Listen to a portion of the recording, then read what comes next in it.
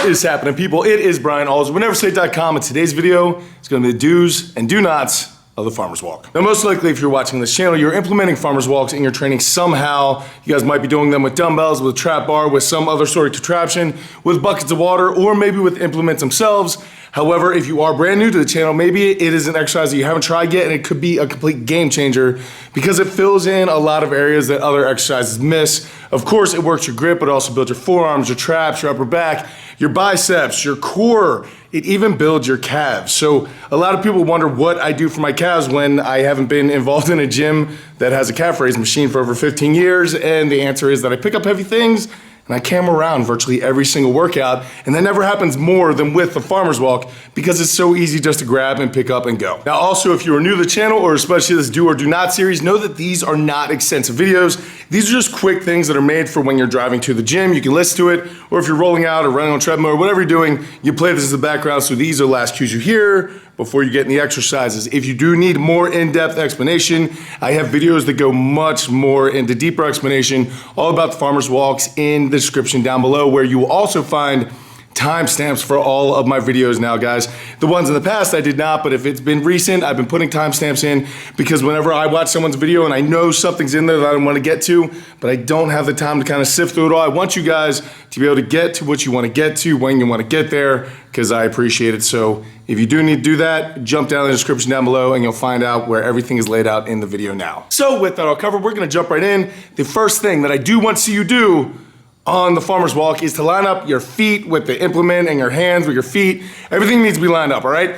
A lot of you have never had the great pleasure of picking up actual farmer's walk implements, but most of you have picked up heavy dumbbells to try to move them to a bench or done something, and you'll know that that typically doesn't go spectacularly. You end up wrenching them all around. It's really ugly. But the reason why is because you're not lining things up before you take off. Luckily, a barbell does that for us, so our little brains don't need to think about it too much, but when it comes to actual isolated movements, we do need to think about it. So first thing I want you doing as a beginner is to line up either the handle or the implement or whatever it is, the middle of where you're gonna grab with the middle of your foot.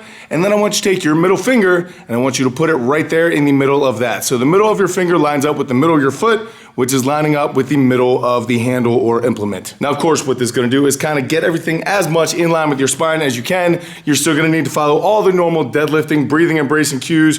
All your normal cues are still gonna apply here, except it's just picking from a kind of more isolated position. So lateral position, individuals. Now again, guys, if you are doing the farmer's walk because you want bigger traps or you're trying to build your biceps or your forearms or whatever the case may be, go ahead and grab it in the middle of the implement. Now, do know that even though it is called a farmer's walk, it should be more accurately called a farmer's carry because you're trying to move with that thing as quickly as you possibly can. And trust me, as things get heavier, you will absolutely speed up because moving faster means that it ends sooner. And when you have something like 350 to 400 pounds in each hand, you're gonna move as fast as you possibly can. So for right now, if you are a beginner, just move as safely as you possibly can and do what you will. And guys, if you are a beginner or you are just doing this for some bigger traps or some bigger back or whatever you're doing it for, you can grab it in the middle and move as slow, like as comfortably as you want to. However, if you are gonna be competitive, where you grab this thing is going to matter, all right? If you grab even one finger length back on the handles from the center line, the front of the implements are gonna tip up because they have a momentum of their own, and as you carry it, is going to fight you the entire way. Now, of course, there's absolutely no reason why you can't fight through that, and you can finish a carry like that. That's no problem at all. However, it is not going to be your fastest and most efficient way. In order to do that, you're gonna want to move those fingers just back, just a touch. And what that's gonna do is take the front of the implements and tilt them downward, which is going to help drive you forward because that weight is gonna pull forward, you're falling forward, makes your little feet move faster, all good things. But again, none of this is achievable if you do not line up your hands with your feet, with the implement. If it doesn't all line up, then it's a mess. All right, so the second thing that I want you doing on the farmer's walk is to over grip the implement. Now, some people do not agree with this and they'll say this is a bad idea. However, for a lot of my athletes, as well as myself, this works very, very well. Now, what I mean by over gripping is I'm literally going to try to overreach on this handle, get a good grab, and then wring out my hand almost like I'm wringing out like a wash rag or something. And what that's going to do is kind of collect my skin up near where you have a bunch of calluses, and that'll create almost like a speed bump, which is one more deterrent before that implement or that handle gets down into your fingers. because once it gets to your fingers, you're kind of on borrowed time. Also, for the entire walk, whether it's in your fingers or your hands or wherever it is, never stop squeezing. You're gonna have a lot of things on your mind during this walk, particularly how far away that finish line is, or if you're gonna trip, or you're gonna fall, or how heavy it is. A lot of thoughts are gonna be going through, but one thing that you need to continually focus on for the entirety of your run is to keep squeezing. Never stop doing that. That is massively, massively important. Third thing I absolutely want to see you do on the farmer's walk is keep your arms straight. So many people, just like on the deadlift, will have a tendency to bend their arms when they're having trouble holding on to it, which leads to torn biceps all the time. And especially on the farmer's walk, because of how it's set up, almost like a race, because it is a race if you're doing it competitively. When someone says ready, set, go, you instinctively want to take off, okay? Whether you are saying ready, set, go to yourself or someone is saying it out loud in a competition, when you're gonna take off with this thing, you can't pull slack out of the implement because the implement is made out of tubes. If they bend and they have slack, they stay bent. But your body still has a decent amount of slack in it, from your arms to your hands, to your traps, to your lats. Everything is still kind of loose, all right? When you're doing that, you're pulling slack out of your body, out of your body, out of your body. You're getting your air, you're getting your brace. So at the second it says go, all of the tension is out of there and you are taking off like a rocket, and you can leave everything behind. But the biggest thing is, do not jerk when you go to take these things off the ground. You're already in kind of a compromised position because they're moving in separate ways with your arms. Your back's not the way it should be set up. It's very, very dicey. So just make sure that you're not jerking on it. Make sure you have all the slack out of your body before you take off with these handles. And then also at the end of your run, when you are about ready to drop these things, everybody, when your hands are starting to give out, will start to guard. You will start to bring your arms in close to your body and you will start to bend your arms. It happens to absolutely every single person that I've ever seen when they start to lose their grip. But guys, you need to continue to tell yourself that your arms are nothing more than meat hooks. And if you do decide to bend them, you are highly risking a bicep injury. Guys, when you're doing farmer's walks, they are supposed to be heavy. You're not gonna get nearly a training effect if you're grabbing light dumbbells or something like that. In a competition for a strongman, you will never see anything lighter than your body weight in each hand. So that means if you're using a trap bar, you need to literally double your body weight. Like, that's the type of weights that we're talking about at minimum, okay? Now, obviously, you're a beginner, you need to start out much lighter and you need to do what you need to do, okay? But as a standard, you should be shooting for at least your body weight in each hand. And when you're talking about those types of weights, you do not want to bend your arms or else you will probably go to the hospital and I'm not gonna come visit you. And the fourth thing I want you doing on the farmer's walk is to breathe and brace the exact same way that you would on a deadlift or a squat or any big lift. Guys, basically what you're doing is a deadlift and then you're running around with it. So it is pretty dicey, right? You need to make sure that you have as much air in your belly as possible. If you guys need more help with breathing and bracing, I have a ton of very in-depth videos about it. However, for me personally, what I found works best is, of course, my big belly breath at the beginning for the pickup, and then I hold that belly breath pretty much as far as I can. When I start walking, I might start exhaling very slowly, just keeping my abs tight and my belly button pushed out as far forward as I possibly can, and just that air slowly leaving. Now, if I do need more air, I will get short little Lamaze breathing type things, but at no time will I take a big gulp of air where it is gonna actually collapse my stomach enough to give me a little fold in my body, because you can guarantee at that time, those things are gonna find the ground. So it's more like trying to sustain your brace while taking air in and out as slowly and as lightly as you can, kind of like Kenny G. And if you got that Kenny G reference, I'm impressed. Fifth thing I wanna see you doing on the farmer's walk is to pick the thing up with some sort of walking position. A big mistake that I see people do is whether they're gonna pick up a pair of farmer's handles or a frame or a yoke, is they will put their stance super wide because it will make the pick easier. It's shortening the range of motion, right? No doubt about that. However, remember, you're not doing a static event. You're not just standing up with it. You need to move with it. And in order to do that, if your legs are really wide, then they're going to need to slowly work their way back in. Not only is that going to be dangerous on your knees, your ankles, all your other joints, but it's also slow, right? If you're in a competition and you need to take a couple steps working your way in before you're actually making forward progress, you, my friend, are going to lose. So instead, what I encourage that you do is pick the thing up with your feet no wider than your shoulders, okay? I try to pick up with almost the same width that I do my walking stance with. Now, this also if you're a beginner. If you're a beginner, I want you standing up with this thing completely straight, making sure that you are locked out, everything is good to go before you take your first step. However, if you're training for a competition, the weights are very light, whatever the case may be, this is a little trick that you can do, and it's staggering your stance. It just helps you get one step forward before anyone else does. So when you're lined up at the starting line and that judge is saying, competitor ready, go, and you have the slack out, you have your breathing, bracing, everything is ready to take off, if you stagger your feet just slightly, and I am talking slightly, people, I'm not talking about doing a lunge here.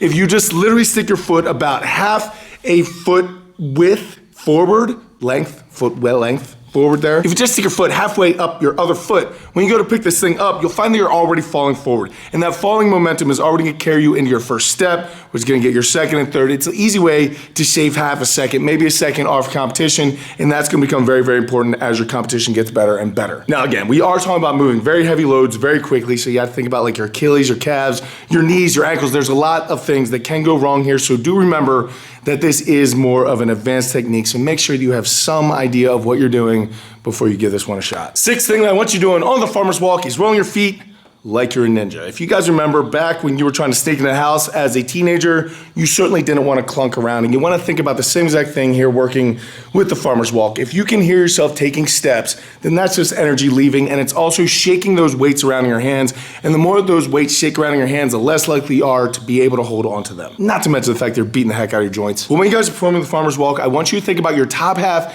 being statue still. Just everything is locked in, good and tight, while your bottom half is just like the Roadrunner. It's just a blur of your feet moving. Your feet should be rolling so your upper half is not bobbing up and down. It is one straight line. You are just trying to stay as stable as possible. Nothing shaking around your hands. Your spine's not getting jostled all around. That's gonna be the quickest and most efficient way that you can carry these things, not to mention the fastest and probably the safest. And the seventh thing that I want you doing on the farmer's walk is keeping your eyes up. I want you to look through the finish line. Back to baseball here, just like when you were in Little League and the coach told you to look through first base, right? The reason why is because your body is gonna follow your head. If you are staring at that finish line, the closer you get to it, the further and further you're gonna start to drop, your top's gonna start rounding, and you're already fighting that.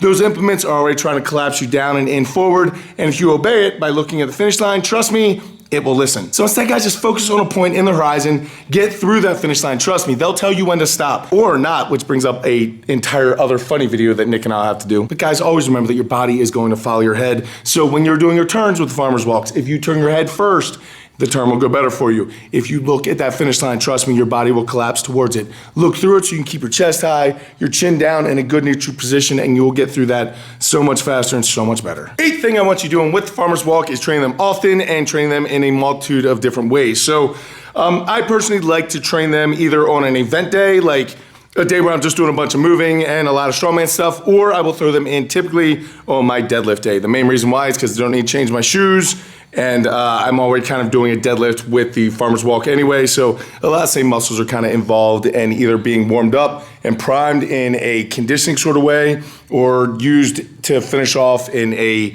assistance or finisher kind of way. But the thing about working your grip is it needs a lot of different stimulus. So some days you want to come in and work very light for long distances. It could be 150 feet with 2 different turns. It could be as long as like 400 meter type of things. A lot of times we have a barn that's 200 meters from our gym and people will be running farmers back and forth from there pretty regularly. Sometimes it will be up to like a mile as like a mindset challenge. You do a miles farmer's walk. You can take as many drops you need, but you need to pick those things up and carry them, right? Those are very, very light things. Other days are gonna be more medium things where you have something like your body weight plus 30 to 50 pounds, and maybe you're doing 100-foot runs where you're going down 50 feet, turning, bringing it back, or even we will set up like an obstacle course at my gym where you have to do a bunch of different turns and you go up ramps and steps and you do different things like that. I have an entire video that I will link down below explaining all of that, but it's another way to kind of work the farmer's walk in less of a just linear, boring type of pattern. And then finally, sometimes farmer's walks need to be brutally heavy, where you are picking something up and carrying it from like 25 to 50 feet, just as heavy as you possibly can. You pick them up and you carry them for as far as you can without dropping them. For those of you who are wondering, like on a program or something, if something says carry a farmer's walk at 70% of your 1 rep maximum, for most people, what is considered a 1 rep maximum is the most weight that you can pick up and carry 50 to 60 feet without dropping it. The ninth thing that I think you should do to really improve your farmer's walk is watch the other videos in the description because they talk about the turns, and I'm not gonna get into turns right now because that's literally like an entire video itself. Turning these things is where the game is won or lost. If you're a competitive strongman, it's in those transitions. That is what you need to work on. If you are just doing this for muscle, strength, I wouldn't worry too much about it. You could literally carry them down 50 feet, put them down, turn, pick them back up, and then go like that. Really, guys, the turn is a really complex thing to try to understand, so I would highly encourage you to go to the videos down below, check those out if you do need to check that out. Help with that is what I meant to say. Great job. This is how you know the video is almost over. Because the 10th and final thing that I do want you doing on the farmer's walk, guys, this is more of an advanced thing. I don't want you doing this if you're a beginner or if you're just messing around with this. This is very important for people who are either going for a PR or, more importantly, people who are in a competition where your grip is fine, right? If you can pick these implements up, you can walk with them, but picking them up is the issue. Your grip is stronger than your deadlift. That happens to a lot of people when they get more advanced, all right? If this does describe you in some sort of way, what I would encourage you to do is pick up these implements in stages. So that means basically you guys know how at the very first point I talked about adjusting your hands so you could tell where the front of this implement goes. The basic idea here is that you're going to slide far enough back that when you go to pick this thing up, the back is going to come off the ground and then the front is going to come off the ground. So basically you're deadlifting this thing in stages. Now, I hope that your grip is good enough to hold on to something stupid and wonky because you had to stick yourself in a compromised position to actually get these things in position. But if it is your problem, is the actual picking of the implement, that can help some people. Again, this is not something for you to go try because it looks cool. This is something that is, you're in the middle of competition and you don't have another choice, right? You need some sort of way to get out of this, otherwise you're going to zero it. That's what you do. All right, guys, there you go. There are 10 do and do nots for the farmer's walk. I hope some of you will find this helpful and start implementing the farmer's walk into your training. I cannot tell you how big of a thing this is for me. And when people always ask me that one stupid question of like, if you only had 5 exercises to do the rest of your life, farmer's walk always makes a list. And literally almost every single athlete at my gym, when we did that as a question a day, said farmer's walk. It is just such a useful tool for both conditioning, for strength, for your grip, for size, for mass, for absolutely everything. It is awesome, even for your calves. If you guys are fans of Omar, believe me, it'll help. So there you guys go. I plan on making kind of a recap video about my trip.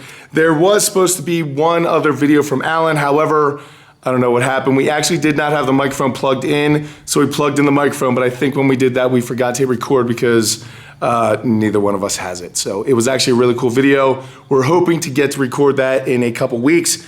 However, whether that works out or not is still yet to be seen. But yeah, that's all the videos that I have from my collaboration. There is 2 videos on Alan Thrall's channel. There are currently 2 videos on Mark Bell's channel, and there will be more coming out on the Super Training channel. So really, really great time, guys. I cannot thank both Alan Thrall, Mark Bell, the Super Training team, just everybody at Untamed Strength. It was just such an amazing time, and I had such, just literally, I got to Untamed Strength, and Al and I literally talked for like 3 hours before we shot anything, just because we wanted to hang out. So it was really great seeing everyone and catching up. So I thank everyone for all the opportunities. I thank you guys for watching and just supporting me and just everything that you guys do, from buying the programs to buying the team, whatever. That is exactly what makes these collaborations and these videos possible. So without you guys, I literally couldn't be doing this. I could not be living my dream.